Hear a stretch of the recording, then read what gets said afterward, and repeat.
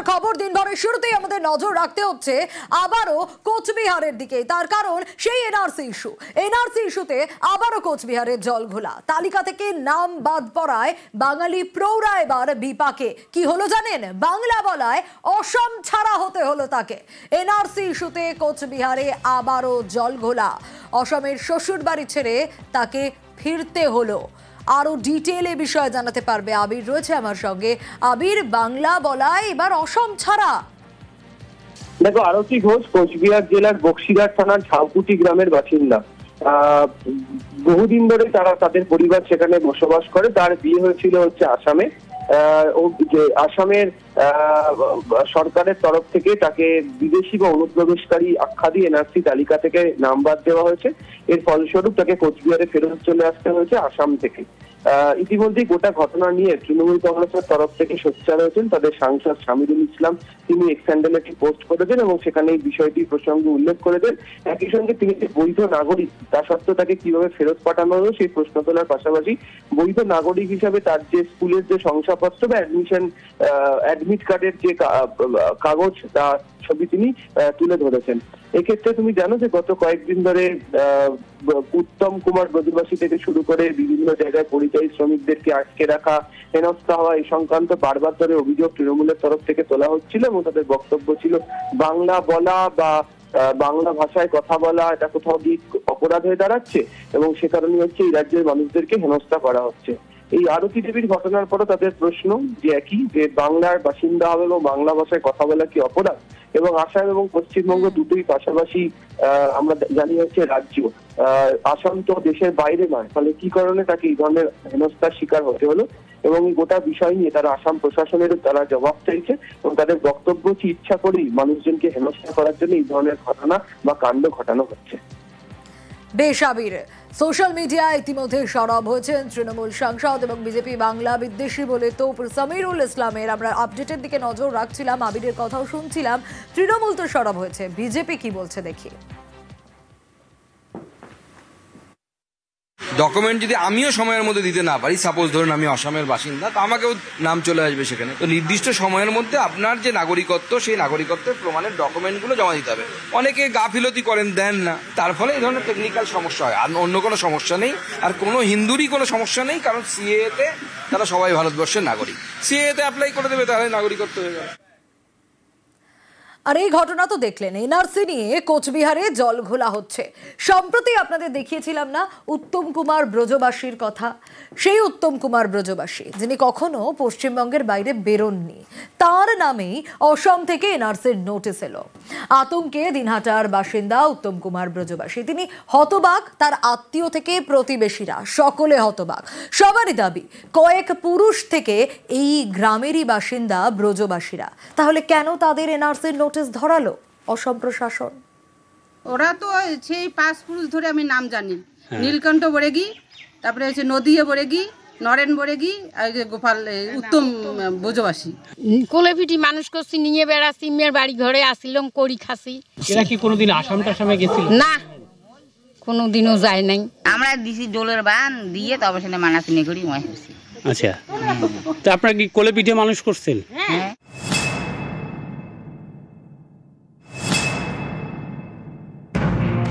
কখনো অসমে যাননি, অসম তো দূরের কথা, পশ্চিমবঙ্গের বাইরেও পা রাখেননি, সেই ব্যক্তির বিরুদ্ধেই অবৈধভাবে বাংলাদেশ থেকে ভারতে অসমে ঢোকার অভিযোগ। যে অভিযোগে দিনহাটার বাসিন্দা উত্তম কুমার ব্রজবাসীকে এনআরসির নোটিশ পাঠিয়েছে বিজেপি শাসিত অসম সরকার, যা শুনে হতবাক দিনহাটার সীমান্ত লাগোয়া গ্রাম সাদিয়ালের কুঠির বাসিন্দারা। বিয়ে হয়েছে 2 বছর, সেই বছর ওর জন্ম হয়েছে। আচ্ছা, তারপরে তখন তো মানুষই হয়। এইখানে ওদের তো কোনোখানে বাড়ি ঘর নাই, এইখানে ওদের সব ঠাকুর বাবা আমবল থেকে আমি চিনি। আমরা দিছি জলের বান দিয়ে, তবে সেটা মানাসিনে করি মই হয়েছি। আচ্ছা, তো আপনারা কি কোলেপিঠে মানুষ করছেন? হ্যাঁ। এর বাবা দাদুরা কোনোদিন কি আসামে গেছিল আর কি? না। এই গ্রামে উত্তম কুমার ব্রজবাসী আত্মীয়রাও থাকেন, তারাও তো আকাশ থেকে পড়ছেন। ওরা তো সেই 5 পুরুষ ধরে আমি নাম জানি। নীলকণ্ঠ বরেগী, তারপরে নদিয়া বরেগী, নরেন বরেগী, আর গোপাল উত্তম ব্রজবাসী। ওরা তো আমরা তো 4 পুরুষ থেকে নাম অবশ্য জানি। ওরা তো আরো জন্মগত তো এই জায়গার। ওরা তো স্থানীয় এই জায়গায়, তো ওরা কি করে হলো আসামের লোক? কোলে পিঠি মানুষ করছি, নিয়ে বেড়াচ্ছি, মেয়ের বাড়ি ঘরে আসিলাম, করি খাসি। এইখানে থাকতো আমার মামা হয়, মেয়ের বাড়ি ঘরে আমরা মানুষ হচ্ছি। এরা কি কোনোদিন আসাম টাসামে গেছিল? না, কোনোদিনও যায় নাই। অসম থেকে পাঠানো এনআরসি নোটিশে বলা হয়েছে 15 জুলাইয়ের মধ্যে উপযুক্ত নাগরিকত্বের নথি জমা দিতে হবে উত্তম কুমার ব্রজবাসীকে, না হলেই তাকে অনুপ্রবেশকারী হিসেবে চিহ্নিত করা হবে। এর জেরে দিন আনা দিন খাওয়া মানুষটি পড়ে গেছেন বিপাকে। এলিভেশন করা হয়েছিল জমিনের কাগজের জন্য, সেটা এখনো রেডি হয়নি। তাহলে এখন কি করবেন? এখন কাগজ যদি পাওয়া যায় তাহলে জমা করব, নাহলে জমা হবে না। কয় পুরুষ ধরে আপনারা এখানে আছেন আর কি? এখানে 3 পুরুষ থেকে আছে। যেটা বলেছে আর কি 1971 সালের আশেপাশে আপনি আসামে গিয়েছিলেন, আপনার কি মনে পড়ে কখনো আসামে গিয়েছিলেন? আমি যাইনি রে কোনোদিন, বাইরে কোনোদিন যাইনি। অসমে যান নাই? না, এখানে হয়তো ফল কেস আমার নামে হয়তো আসছে। পুরো আতঙ্ক হয়ে আছে এখন, কি চিন্তা ভাবনা, খাওয়া দাওয়া হচ্ছে না। তার কাছে হয়েছে 1966 থেকে 2008 সালের ভোটার লিস্টের সার্টিফাইড কপি। যদিও উত্তম বাবুর দাবি তার কাছে যা বৈধ নথি ছিল সেগুলো সবটাই জমা দিয়েছেন, এর বেশি কিছু নেই। তারা এখানকার বাসিন্দা, এখানেই থাকবেন। কোচবিহারের সাদিয়ালের কুঠি থেকে শুভঙ্কর সাহা, নিউজ 18 বাংলা। আর এই যে ঘটনা আপনাদের দেখাচ্ছিলাম, অসম থেকে কোচবিহারের বাসিন্দাকে এনআরসির নোটিশ দেওয়া হলো। এতে ক্ষুব্ধ মুখ্যমন্ত্রী মমতা বন্দ্যোপাধ্যায়। তিনি নিশানা করেছেন আগেই অসমের বিজেপি সরকারকে। এনআরসি ইস্যুতে বিজেপি বিরোধীদের একজোট হওয়ারও ডাক দিয়েছেন মমতা বন্দ্যোপাধ্যায়।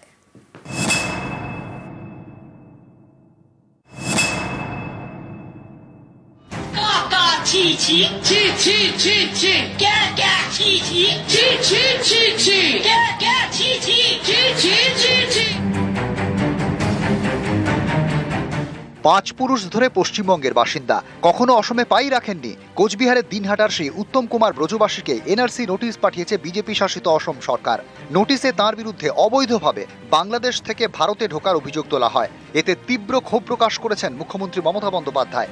মঙ্গলবার এক্স হ্যান্ডেলে তিনি লেখেন, আমি হতবাক এবং অত্যন্ত বিচলিত হয়েছি জেনে যে কোচবিহারের দিনহাটার বাসিন্দা রাজবংশী সম্প্রদায়ের উত্তম কুমার ব্রজবাসীকে অসমের ফরেনার্স ট্রাইব্যুনাল এনআরসি নোটিশ ধরিয়েছে।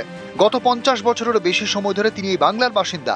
বৈধ পরিচয়পত্র থাকা সত্ত্বেও তাকে বিদেশি বা অবৈধ অনুপ্রবেশকারী সন্দেহে হয়রানি করা হচ্ছে। এটি গণতন্ত্রের উপর একটি পরিকল্পিত আক্রমণ ছাড়া আর কিছুই নয়। এরপর সরাসরি অসমের বিজেপি সরকারকে আক্রমণ করে মমতা বন্দ্যোপাধ্যায় লিখেছেন, এটাই প্রমাণ করে যে অসমে ক্ষমতাসীন বিজেপি সরকার পশ্চিমবঙ্গে এনআরসি চাপিয়ে দেওয়ার চেষ্টা করছে, যেখানে তাদের কোনো ক্ষমতা বা অধিকার নেই। প্রান্তিক জনগোষ্ঠীকে ভয় দেখানো, ভোটাধিকার কেড়ে নেওয়া এবং নিশানা করার একটি পূর্ব পরিকল্পিত নোংরা চক্রান্ত চলছে। এই অসাংবিধানিক আগ্রাসন জনবিরোধী। এটি বিজেপির বিপজ্জনক ষড়যন্ত্রকে দিনের আলোর মতো স্পষ্ট করে দিচ্ছে। গণতান্ত্রিক সুরক্ষাকে ধ্বংস করে বাংলার মানুষের পরিচয় মুছে ফেলার অপচেষ্টা চালাচ্ছে বিজেপি। বিজেপির বিরুদ্ধে সমস্ত বিরোধী দলকে একজোট হওয়ার ডাক দিয়েছেন মমতা। তার হুঁশিয়ারি, এই উদ্বেগজনক পরিস্থিতিতে সমস্ত বিরোধী দলগুলির একজোট হওয়া এবং বিজেপির বিভাজনমূলক ও দমন পীড়নের বিরুদ্ধে রুখে দাঁড়ানো অত্যন্ত জরুরি। ভারতবর্ষের সাংবিধানিক কাঠামোকে ধ্বংস করা হলে বাংলা চুপ করে থাকবে না। বিভিন্ন রাজ্যের বিজেপি সরকার তারা অত্যাচার চালাচ্ছেন, মানসিক নির্যাতন চালাচ্ছেন, ভয়ের বাতাবরণ তৈরি করবার চেষ্টা করছেন বাঙালিদের মনে। এই অন্যায়ের বিরুদ্ধে রাস্তায় নেমে আমরা প্রতিবাদ করব। সব বাঙালিকে এর বিরুদ্ধে সোচ্চার হতে হবে।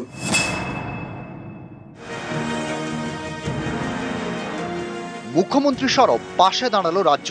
উত্তম কুমার ব্রজবাসীর হাতে তুলে দেওয়া হলো জাতিগত শংসাপত্র। এসসি সার্টিফিকেট হয়ে গেছে। এই ব্যাপারটা নিয়ে মুখ্যমন্ত্রী হস্তক্ষেপ করেছে, কোথাও কি একটু আশা পাচ্ছেন, ভরসা পাচ্ছেন? ভরসা তো দিল এখন বর্তমান।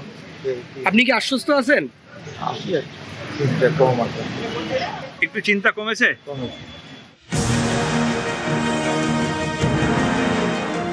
এনআরসি বা ন্যাশনাল রেজিস্টার অফ সিটিজেন্স, জাতীয় নাগরিক পঞ্জি, ভারতে একমাত্র অসমেই চালু হয়েছে এনআরসি। বিরোধীরা বারবার দাবি করেছে এনআরসি সিএ করে বিভাজনের রাজনীতি করতে চায় বিজেপি। এনআরসির সবচেয়ে বেশি বিরোধিতা হয়েছে পশ্চিমবঙ্গে। সব থেকে বেশি সুর চড়িয়েছেন মমতা বন্দ্যোপাধ্যায়।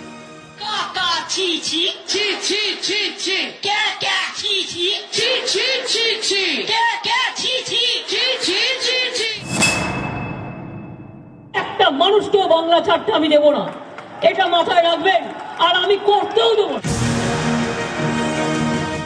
যে রাজ্যের সব থেকে বেশি এনআরসি বিরোধিতা সেই পশ্চিমবঙ্গে এনআরসি নোটিশ পাঠিয়েছে বিজেপি শাসিত অসম সরকার। বিষয়টা ভীষণ গুরুতর এবং আমার কাছে মনে হয়েছিল একটা ষড়যন্ত্রমূলক বিষয়, একটা অন্যায় ঘটনা। এত অঞ্চলের সব থেকে পুরনো বাড়ি তাদেরই, তারা এখানকার ভূমিপুত্র। আমি এটা মনে করি না শুধু এই উত্তম ব্রজবাসীর কাছে এই চিঠিটা এসছে, এই থ্রেটটা সমস্ত পশ্চিমবঙ্গবাসীর কাছে এই থ্রেটটা এসছে একটা অশনি সংকেত। এটার বিরুদ্ধে একসঙ্গে যেমন প্রতিবাদ হওয়া উচিত এবং এটার একটা সুষ্ঠু সমাধান হওয়া উচিত।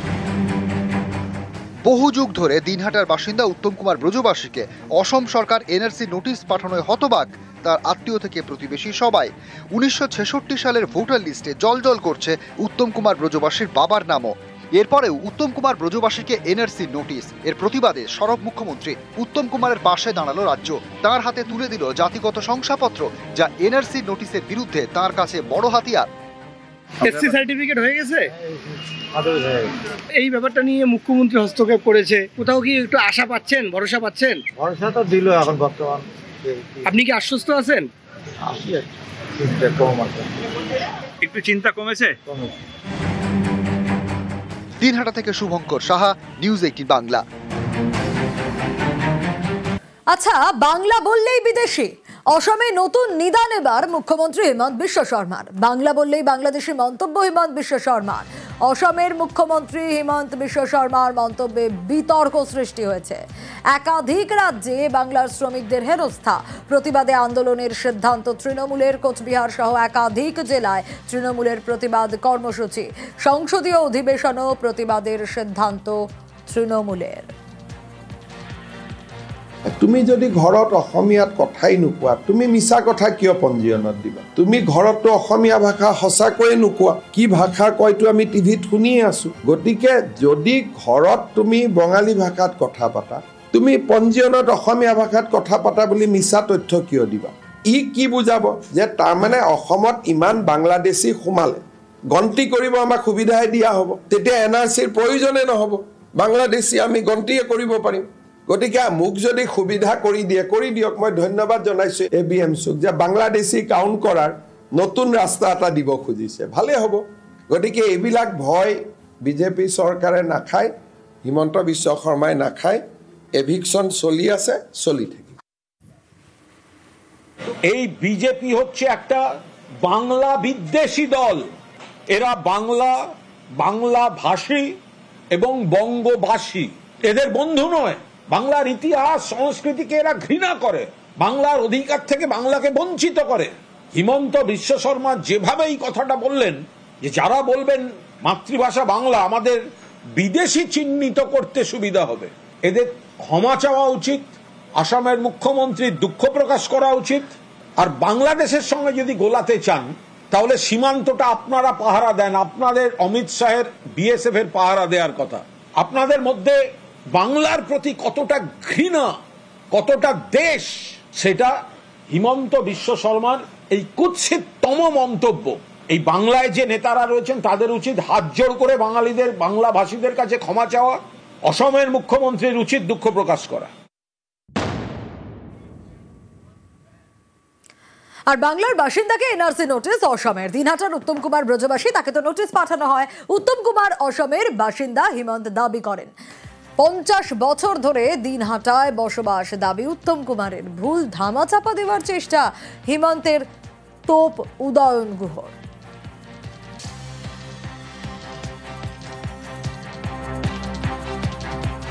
This person belongs to Koch Rajbangshi community, so cases should be withdrawn against him as per government OM. And he is not a citizen of Bengal, he was a citizen of Assam.